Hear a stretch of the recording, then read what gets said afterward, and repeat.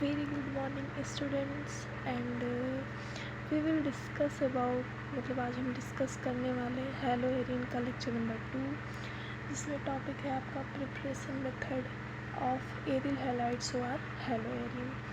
तो हम जानते हैं कि हमने एक लेक्चर पहले ही कंप्लीट कर लिया है पूरे हेलो एरिन का। अब चलते हैं दूसरे लेक्चर पे, जिसमें पहले लेक्चर में हमने क्या कंप्लीट किया था, नॉमेनक्लेचर कंप्लीट किया था। नॉमेनक्लेचर और क्या बताया था, डिफिनीसन बताया था हेलो एरिन का, और बहुत सारी चीज़ें हमने आपको बताई थी। बट आज हम लोग दूसरे टॉपिक पे बात करेंगे उसी लेक्चर में, मतलब लेक्चर नंबर 2 में, जिसमें हम लेक्चर नंबर 2 में किसके बारे में बात करने वाले हैं, topic preparation methods of aryl halides और हेलो एरिन, मतलब एरिल हैलाइड या हेलो एरिन के निर्माण की विधियों के ऊपर, जिसमें हम एरिल हैलाइड के निर्माण की निम्नलिखित विधियाँ पढ़ने वाले हैं। जैसे कि देखिएगा, द मीन, देयर आर। अगर इंग्लिश मीडियम की बात करें, देखिए हम यहाँ पर दोनों लोग को टारगेट करके चल रहे हैं, हिंदी मीडियम वाले को भी और इंग्लिश मीडियम वाले को भी। और जिसको नहीं समझ में आ रहा है दोनों पे, वो दोनों ही देख सकता है, क्योंकि क्या कहते हैं, बायलैंग्वेज चीज़ें समझने में कम प्रॉब्लम होती है। और बायलैंग्वेज चीज़ें जो हम हिंदी मीडियम वाले होते हैं, जब बीएससी में जाते हैं तो बिल्कुल नहीं समझ पाते। तो अगर थोड़ा सा भी अगर हम इस चीज़ों को कैप्चर कर लेंगे तो बीएससी में हमको नहीं लगता कोई प्रॉब्लम होने वाली है, क्योंकि मीडियम चेंज होता ही है। बट मीडियम चेंज होने के साथ अगर थोड़ा सा लैंग्वेज हमें 12th से ही पता रहे तो फिर कैप्चर करने में प्रॉब्लम कम रहेगी। तो चलते हैं, शुरू करते हैं अपना lecture.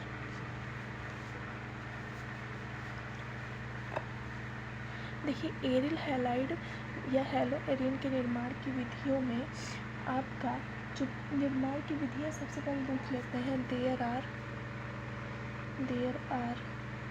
many preparation methods of haloarenes. some preparation methods are given below। ठीक है, अब some preparation methods are given below. Then first preparation method आप देखेंगे। देन फर्स्ट प्रिपरेशन मेथड क्या है, एरोमेटिक हाइड्रोकार्बन के हैलोजनीकरण द्वारा। हैलोजनीकरण, इसी को इंग्लिश में क्या कहते हैं, by halogenation of aromatic hydrocarbons. तो इसमें क्या कहा गया है, पहले हम हिंदी मीडियम में चीज़ों को समझेंगे, फिर इंग्लिश में भी उसका एक्सप्लेनेशन देखेंगे। ठीक है, तो कहा गया है कि एरोमेटिक के हैलोजन की उपस्थिति में, एरोमेटिक हैलोजन की उपस्थिति में क्या करेंगे, निम्न ताप पर हैलोजन की क्रिया, एरोमेटिक हाइड्रोकार्बन की हैलोजन की उपस्थिति में निम्न ताप पर हैलोजन की क्रिया कराने पर बेंजीन वलय से सीधा हैलोजन परमाणु, हाइड्रोजन परमाणु हैलोजन परमाणु से जुड़कर विस्थापित हो जाता है। यह क्रिया हैलोजनीकरण कहलाती है। लेकिन अब इसमें आपको कुछ समझ नहीं आया होगा, तो चलिए पहले इंग्लिश लैंग्वेज राइट डाउन कर लेते हैं, फिर हम देखते हैं कि ये कह क्या रहा है। तो सबसे पहले क्या लिखेंगे कि एरोमेटिक हाइड्रोकार्बन की हैलोजन की उपस्थिति में, लिखेंगे in the presence of aromatic hydrocarbon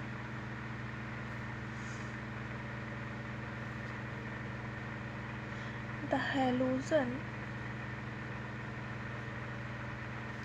react with it at lower temperature।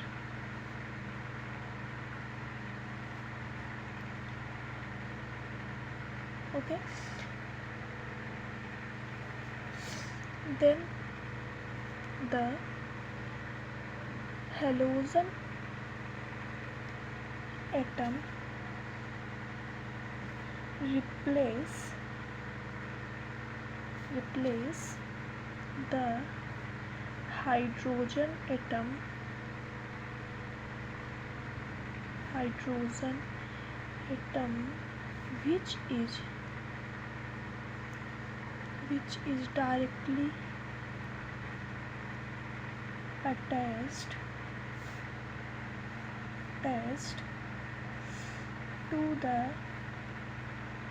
benzene ring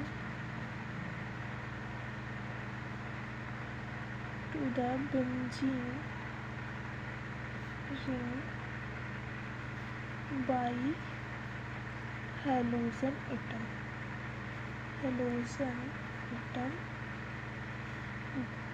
This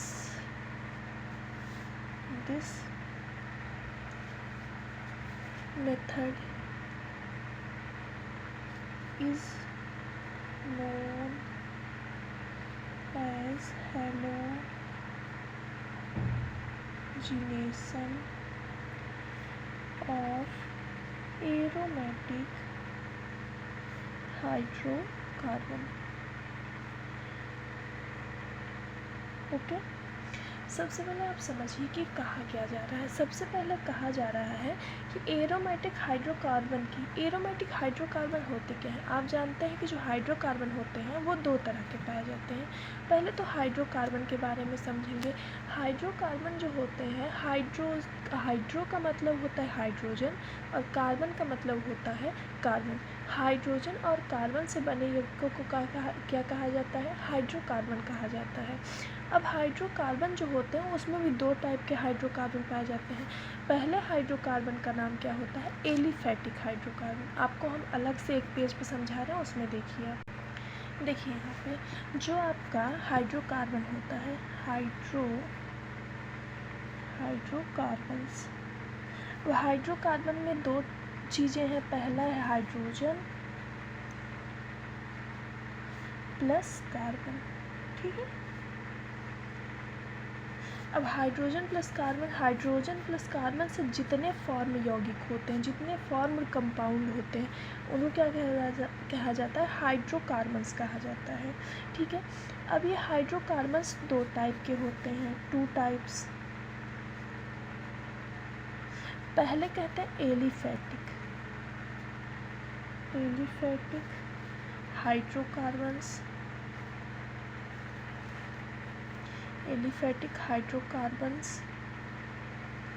और सेकंड है एरोमेटिक।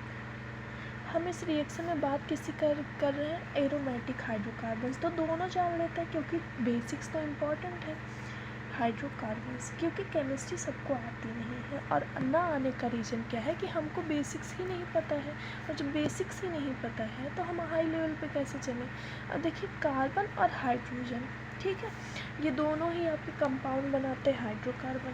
बट अब इसमें कैसे दो क्लासिफिकेशन हो जाता है, एलिफैटिक और एरोमेटिक। आप जान लीजिए कि एलिफैटिक ऐसे होते हैं, इसको कहते हैं हिंदी में सीधी श्रृंखला या फिर खुली श्रृंखला। मतलब कि फर्स्ट कार्बन लास्ट कार्बन से अटैच ना हो, लेकिन उसमें हाइड्रोजन भी पाया जाए और कुछ अनदर कंपाउंड्स भी पाए, जैसे आपके हैलोजन्स हो सकते हैं, या फिर बहुत सारे आपके कंपाउंड्स आते हैं जो ऑर्गेनिक में आते हैं, लेकिन मेनली हम कार्बन और हाइड्रोजन की बात करते हैं। तो बात यह है कि एलिफैटिक हाइड्रोकार्बन वो हाइड्रोकार्बन्स होते हैं जिनका फर्स्ट कार्बन लास्ट कार्बन से किसी भी तरीके से बॉन्ड नहीं बनाता। जैसे कि हम देखिए यहाँ पे एग्जांपल ले रहे हैं, CH2 डबल बॉन्ड CH2,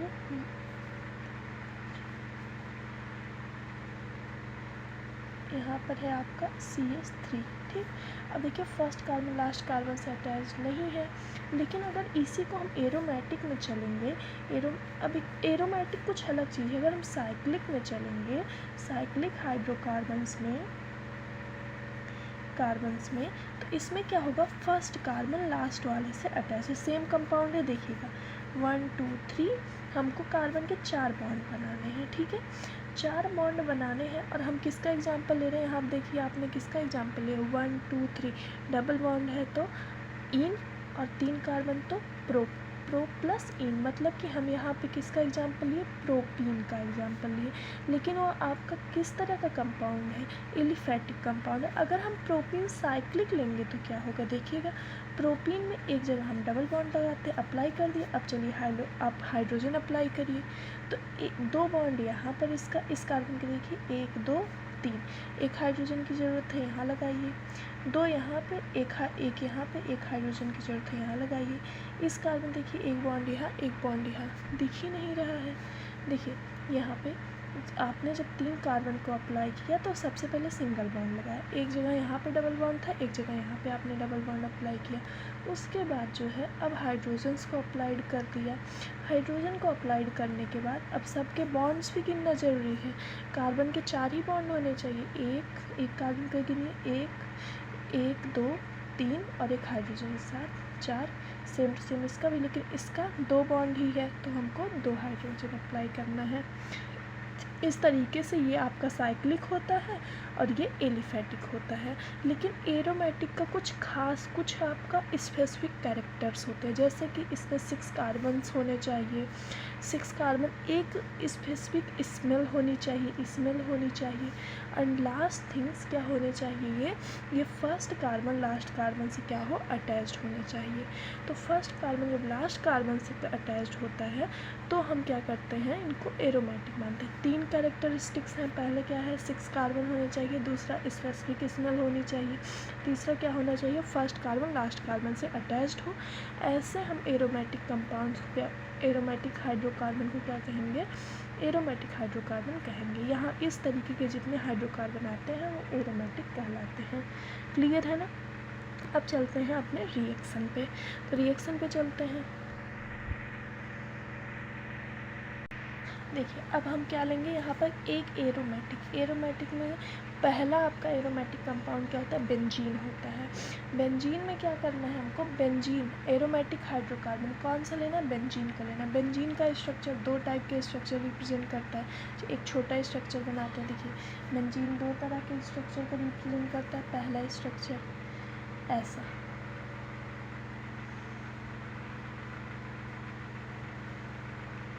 ठीक है। अब पूछेंगे यहाँ पर 6 कार्बन का सेट, इसी का थोड़ा सा सेम टू सेम स्ट्रक्चर देखिए, 1 2 3, पिछले लेक्चर में इसका स्ट्रक्चर बनाया, 4 5 6 कार्बन हुए। साइक्लिक कैसा होगा, फर्स्ट और लास्ट से अटैच्ड, एक एक कार्बन में बॉन्ड अप्लाई करिए। बेंजीन का स्ट्रक्चर हम कल बनाए थे। अब यहाँ पे बॉन्ड, डबल बॉन्ड भी हमें अप्लाई करना, तो एक यहाँ, एक यहाँ, एक यहाँ, एक हाइड्रोजन, एक हाइड्रोजन, एक हाइड्रोजन, एक हाइड्रोजन, ठीक है। यहाँ भी एक हाइड्रोजन, यहाँ भी। अब देखिए जब हम इसकी बात करेंगे तो आप जानते रहेंगे कि इसके पास, कार्बन के पास एक हाइड्रोजन भी होता है, जो कि रिएक्शन में क्या करेगा, यही हाइड्रोजन हट के किसी अनदर कंपाउंड के साथ क्या करेगा, रिएक्शन करेगा। अब क्या कह रहे हैं, एरोमेटिक हाइड्रोकार्बन क्या लेना है, एक एरोमेटिक हाइड्रोकार्बन लेना है जिसका रिएक्शन किससे कराना है, हेलोजन से कराना है। हेलोजन क्या होता है, हेलोजन होता है X, और X की जगह पे हम क्या ले रहे हैं, क्लोरीन ले रहे हैं, Cl2, ठीक है। अब देखिए लोअर टेम्परेचर पे हमें इस रिएक्शन को कराना है, और लोअर टेम्परेचर पे और प्रेजेंस किसकी रहेगी, प्रेजेंस रहेगी आपकी Fe की। अब क्या करेंगे, प्रेजेंस Fe की रहेगी, तो अब यहाँ पे जो एक हाइड्रोजन है और यहाँ पे जो एक क्लोरीन है, ये निकल जाएगा HCl, ठीक है। और ये जो हाइड्रोजन हटा रहेगा, इसी की जगह पर क्या आ जाएगा, एक क्लोरीन यहाँ पे आ जाएगा। तो देखिए ये आ गया आपका एक क्लोरीन, यहाँ पे क्लोरीन, क्लियर है ना। अब यहाँ क्लोरीन आ गया, सेम टू सेम फिर से रिएक्शन कराएंगे, किससे रिएक्शन कराएंगे, इस बार FeCl2 से रिएक्शन कराएंगे। देखिए अब क्या होगा, सेम चीज़ें होंगी, कैसे होंगी, यहाँ वाला जो हाइड्रोजन है, यहाँ पे भी है ना, इस हाइड्रोजन को एक क्लोरीन आपको क्या करेगा, हटा देगा, एक क्लोरीन हटा देगा और उसकी जगह पर एक आ जाएगा। तो यहाँ हम लिखेंगे, देखिए अब यहाँ पे 2 प्रोडक्ट का फॉर्मेशन होगा, यहाँ पर एक क्लोरीन, यहाँ पे भी एक क्लोरीन, प्लस यहाँ पे एक क्लोरीन, ठीक है। ये आपका ऐसा प्रोडक्ट होते हैं जो 2 टाइप से, मेजर और माइनर प्रोडक्ट बनाते हैं। ये है आपका मेजर प्रोडक्ट, ये मेजर प्रोडक्ट और ये है आपका माइनर प्रोडक्ट। ठीक, एक रिएक्शन में दो टाइप के प्रोडक्ट बनते हैं, खास करके ऑर्गेनिक केमिस्ट्री में। पहले को कहते हैं मेजर, दूसरे को कहते हैं माइनर। हमेशा मेजर प्रोडक्ट को क्या करते हैं हम हमेशा मेजर प्रोडक्ट को इम्पोर्टेंस देते हैं। अब यहाँ से आप जान लीजिए इसका नाम क्या है। इसका नाम है आपका ऑर्थो डाइक्लोरोबेंजीन। ओ का मतलब है ऑर्थो डाइक्लोरोबेंजीन। इसका नाम है आपका पैरा। पी का मतलब पैरा, डाइक्लोरो आप नोट कर लीजिएगा यहाँ से। इसके बाद इसका नाम क्या है, क्लोरोबेंजीन।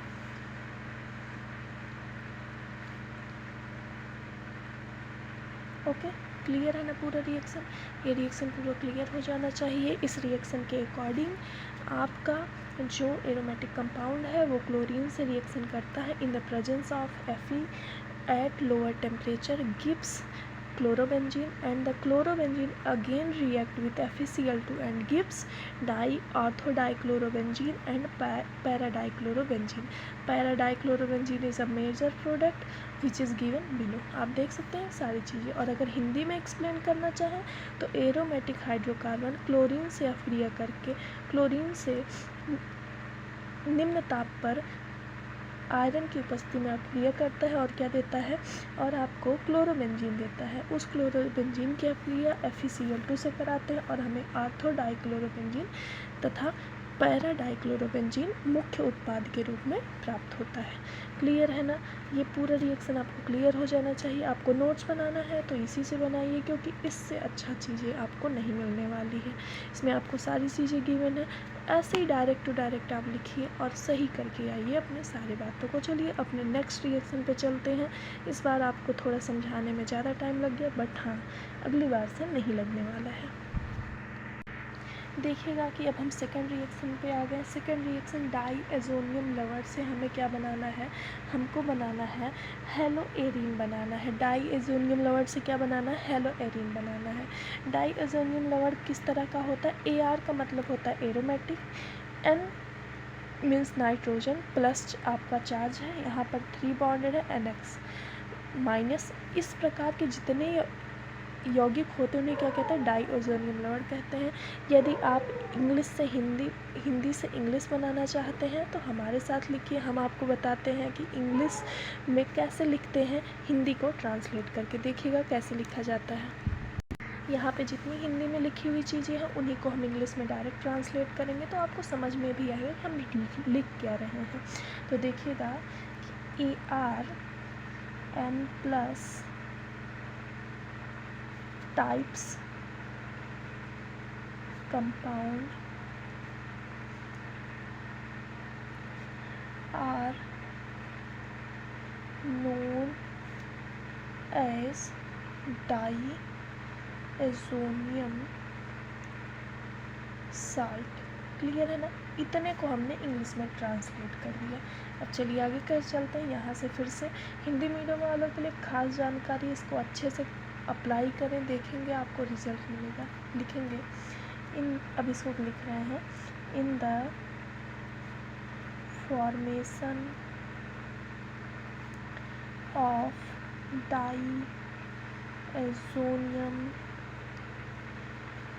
सॉल्ट वी यूज प्राथमिक एमीन को कहते हैं primary amine. Primary amine at 273 ताप को temperature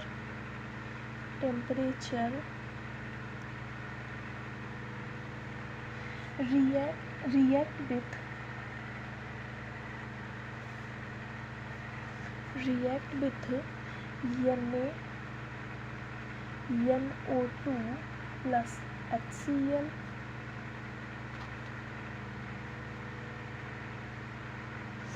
gives the diazonium salt. Okay, this reaction is also known as diazonation reaction। Clear है ना। तो लिखेंगे this reaction is also known as diazonation reaction। ठीक है, अब डाइएजोनेशन रिएक्शन हो गया। अब चलते हैं हम सबसे पहले इस चीज़ का फॉर्मेशन करेंगे। इसका फॉर्मेशन करेंगे इसको बनाने के लिए सबसे पहले हमें इसके रीएजेंट में रिएक्शन कराना है। रीएजेंट क्या क्या है? NaNO2 प्लस HCl, दोनों रिएक्शन करेंगे, क्या देंगे आपको? रिएक्शन देंगे NaCl प्लस H कहाँ गया? HNO2। अब इसी को हम क्या करने वाले हैं? यूज करने वाले हैं। देखिएगा, देखिए हमको एक एरोमेटिक कंपाउंड लेना है। एरोमेटिक कंपाउंड कैसा होना चाहिए? हमको कैसा लेना है? प्राथमिक एमीन को लेना है। किसको लेना है? एरोमेटिक प्राइमरी एमीन को यूज करना है। तो एरोमेटिक मतलब ये और एमीन मतलब कि जिसके ऊपर NH2 ग्रुप लगा हो। ठीक है, चलिए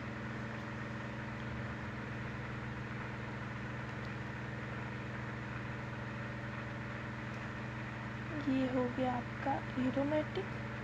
अब यहाँ पर NH2 ग्रुप, ठीक है ना, NH2 ग्रुप लग गया। अब इसी से इसका रिएक्शन कराएंगे, NaCl प्लस HNO2। गिब्स क्या देगा? गिब्स करके आपको देखिएगा यहाँ से, और टेम्परेचर कितना रहा? 273 केल्विन। तो अब करेंगे क्या कि यहाँ से N यहाँ पे ऑलरेडी है, ठीक है, यहाँ से हम एक यहाँ इसको और उठाएंगे, तुरंत उठा लो, ये बन गया आपका।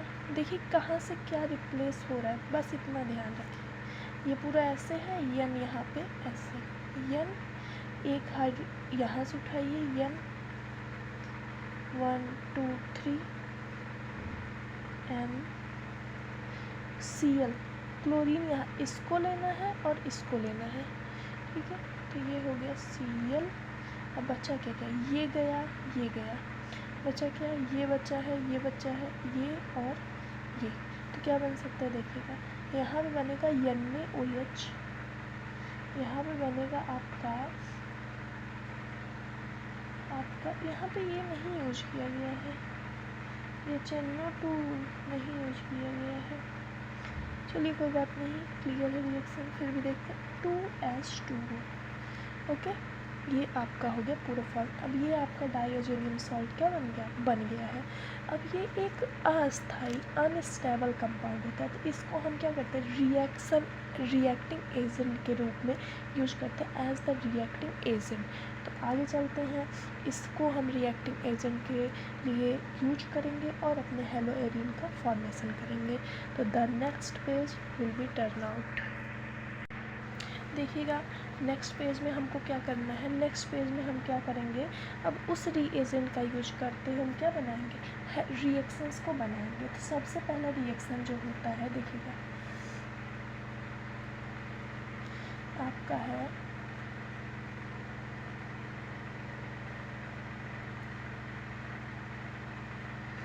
N2 plus Cl minus. Okay, इसकी रिएक्शन हम कराएंगे किससे? इसकी रिएक्शन हम कराएंगे CuBr कापर ब्रोमाइड से और HCl।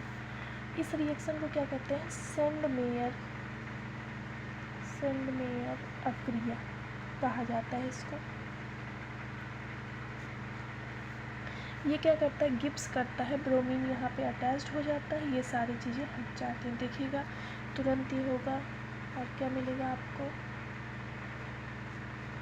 हमने बताया था ना इस एजेंट का यूज किया जाता है। तो यहाँ पे आपका ब्रोमीन, और जैसे ही आपके एरोमेटिक कंपाउंड के ऊपर हेलोजन ग्रुप आएगा वो हेलोएरिन बन जाएगा, प्लस N2 आपका बाहर निकल गया। ये आपकी पूरी रिएक्शन क्या हो गई? Send mayor reaction. अब चलते हैं सेकेंड रिएक्शन पे। सेकेंड रिएक्शन क्या है? देखिएगा यहाँ पे भी N2Cl, ये गलती आप मत करना, इसको लगाना गाटर मान अक्रिय इसका नाम है।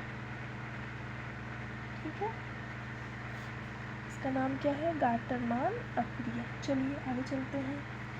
तो अब जो है इसका हम क्या कराएंगे, इसको हम फिर से यहाँ पे सब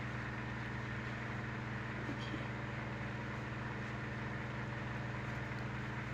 यहाँ पे Cu प्लस HBr, यहाँ पे आपका ब्रोमीन प्लस N2 बाहर निकल गया, ठीक है ना। तो ये हो गया आपका गाटरमान अक्रिया। इसके बाद चलते हैं तीसरी रिएक्शन N2Cl माइनस प्लस, और यहाँ से देखिए कि I पोटेशियम आयोडाइड गर्म करेंगे, हमको क्या मिलेगा, आपका I मिल जाएगा plus KCl plus N2। Okay, clear है ना। एक रिएक्शन इसमें और है, अगर आप करना चाहें देख लीजिए, यही है, यही आपका जो एजेंट है वही लेना है। इसकी रिएक्शन कैसे कराना है, प्लस HbF4 गिब्स करेगा आपको, गिब्स होगा आप। अब यहाँ पे एक कंपाउंड बनेगा, एक कॉम्प्लेक्स कंपाउंड, देखिए यहाँ पे बनेगा N2। देखिए ये जो है आपका, ये बन जाएगा XbF4 माइनस, ठीक है। इसको हम गर्म करेंगे और हमको क्या मिलेगा, हमको मिलने वाला है FbF3 प्लस N2, और ये आपका हेलोएरिन। ये क्या है, हेलोएरिन, ये क्या है, हेलोएरिन, और ये भी क्या है, हेलोएरिन। क्लियर है ना। इन सारे रिएक्शन में आपने हेलोएरिन का फॉर्मेशन किया है। हमारे प्रिपरेशन मेथड की नेक्स्ट मेथड क्या है, हुंस-डीकर अक्रिया। हुंस-डीकर विधि द्वारा हम क्या करेंगे, हेलोएरिन का एक बार फिर से प्रिपरेशन करेंगे। तो चलिए अपने नेक्स्ट में चलते हैं। इसमें हमने हिंदी और इंग्लिश दोनों को राइट डाउन नहीं किया है, तो चलिए दोनों को राइट डाउन करेंगे।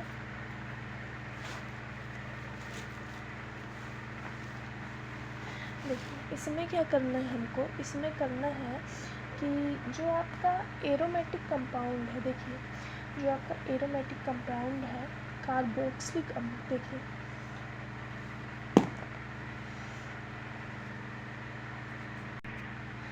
कुछ एरोमेटिक कंपाउंड लिखेंगे, कुछ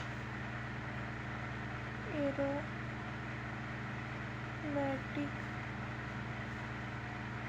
कार्बोक्सिलिक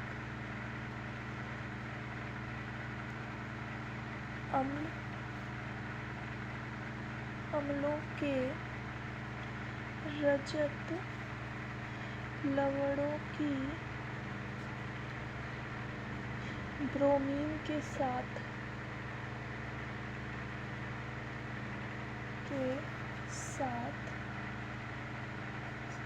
CCl4 की उपस्थिति में क्रिया कराने पर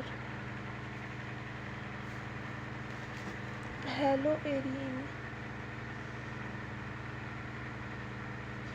प्राप्त होते हैं। लिखिए, इसी को हम इंग्लिश में करते हैं when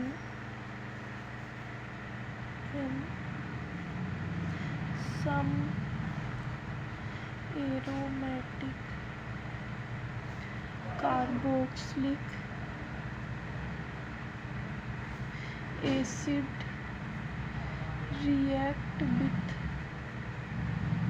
with salt in the presence of CCl4 gives हेलोएरिन। ठीक है, रिएक्शन क्या होगा आप जान लीजिए। जो आपका एरोमेटिक कार्बोक्सिलिक अम्ल क्या होता है, COOH होता है। एरोमेटिक मतलब ये हाइड्रोजन हटेगा और ये पूरा ग्रुप क्या करेगा, लगेगा। रजत लवण क्या होता है, रजत का मतलब होता है जहाँ पे सिल्वर आ जाए। तो चलिए चलते हैं, ये है आपका बेंजीन। बेंजीन को क्या कर दिया गया, लिटा दिया गया है, इसलिए ये ऐसा दिख रहा है। इसके बाद COOAG, AG का मतलब क्या है, ये रजत की बात की जा रही है। Br2 in the presence of क्या किया जाता है, CCl4, और क्या कहते हैं, गिब्स करते हैं, हमको क्या मिलता है, देखिए हमको मिलता है hello arene, AgBr plus CO2, क्या मिलता है हमको, हेलो एरीन। हेलो एरीन, या फिर क्या कह सकते हैं, ब्रोमोबेंजीन, ब्रोमोबेंजीन। ओके, नाम क्लियर है ना। चलते हैं अपने नेक्स्ट रिएक्शन पे, देखेंगे हमारा नेक्स्ट रिएक्शन क्या है। हमारा नेक्स्ट रिएक्शन आता है जिसका नाम है हैलोजनीकृत अम्लों के विकार्बोक्सिलीकरण द्वारा, हैलोजनीकृत अम्लों के विकार्बोक्सिलीकरण द्वारा। और इसमें रिएक्शन में हम क्या पढ़ने वाले हैं, क्या पढ़ने वाले हैं, हेलो एरीन बना के दिखाएंगे आपको। हेलो एरीन के बारे में आप लोगों ने सुना ही होगा कि जब आपके बेंजीन पर ब्रोमीन लगा दिया जाता है तो क्या बन जाता है, या फिर हेलोजन्स लगा दिए जाते हैं तो हेलो एरीन बन जाता है। तो चलिए स्टार्ट करते हैं formation of haloarene. Then halogen द्वारा, देखिए अब इसमें फिर से हमने नहीं लिखा है तो इसमें आप लोग को भी लिखना पड़ेगा, तो लिखेंगे हेलोजन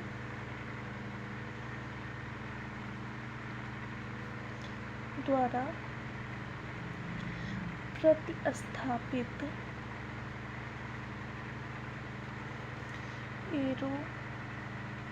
एरोमेटिक अम्लों के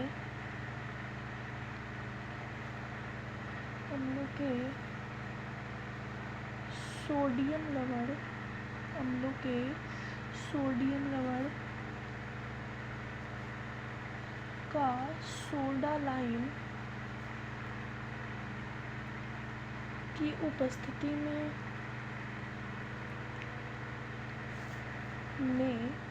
आसवन करने पर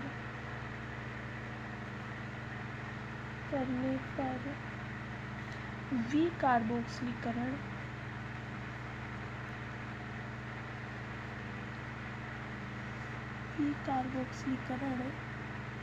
अक्रिया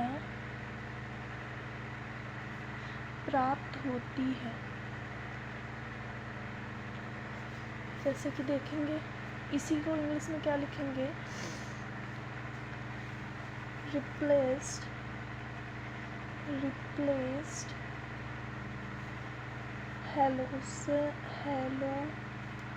halogenated carboxylic acid react with sodium salt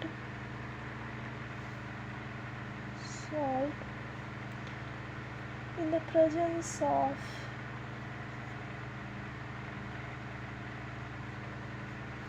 soda lime gives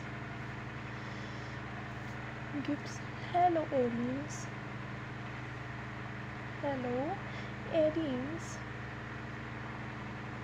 and this reaction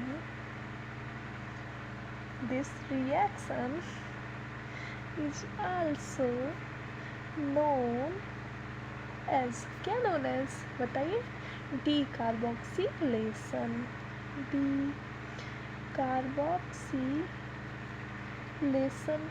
okay, clear है ना। तो अब चलते हैं एक्स मीन्स हैलोजन, एक्स मतलब ओ एक्स नहीं, x means halogen, x. Okay, यहाँ पर देखिएगा COONA plus NaOH, soda lime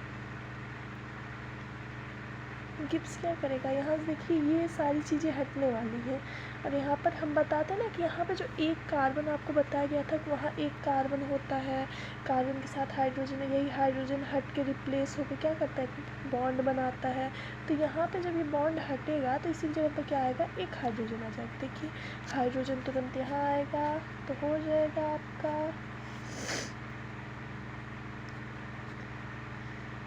ये हो गया आपका Na, N कितना है 2 बार तो Na2, CO3 आपका प्रोडक्ट बन गया। क्लियर है ना। तो ये है आपका हेलोजिनेशन, विकार्बोक्सिलीकरण ऑफ हेलोजनीकृत अम्ल। क्लियर है ना। अब चलते हैं लास्ट मेथड पे, जो है हमारा लास्ट मेथड, और इसको हम देखेंगे अपने 2 सेकंड बाद वाले लेक्चर में। देखिए हमारा 2 सेकंड बाद वाला लेक्चर आ चुका है और इस 2 सेकंड बाद वाले लेक्चर में हम क्या करने वाले हैं, हम करने वाले हैं फिनॉल से अपने हेलोएरिन का प्रिपरेशन। तो let's try to format the Halloween. Okay, चलते हैं अपने नेक्स्ट प्रिपरेशन मेथड पे, जिसमें बताया गया है फिनॉल की क्रिया फास्फोरस पेंटाहेलाइड। देखिए इससे कराएंगे फिनॉल की अभिक्रिया, लिखेगा कि फिनॉल की अभिक्रिया किससे करानी है, बताइए किससे करानी है, phosphorus pentahalide.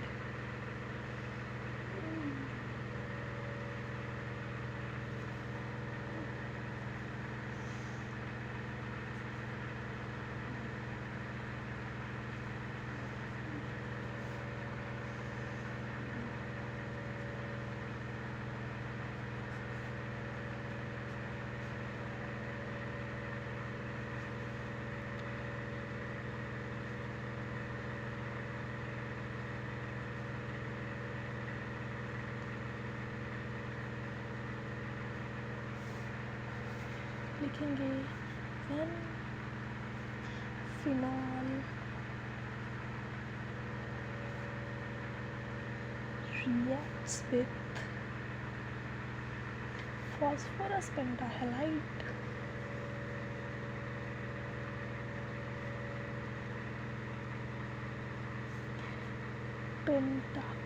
pentahalide gives halobenzene. Okay, then last reaction of this lecture, and that is given below.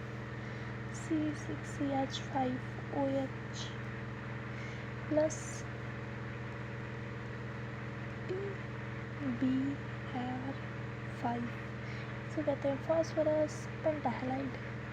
OH C6H5 means benzene, means aromatic compound. OH means आपका फिनॉल, मतलब कि जब एरोमेटिक रिंग पे OH लग जाता है तो क्या बन जाता है, फिनॉल बन जाता है। इसके रिएक्शन हम PBr5 से कराएंगे।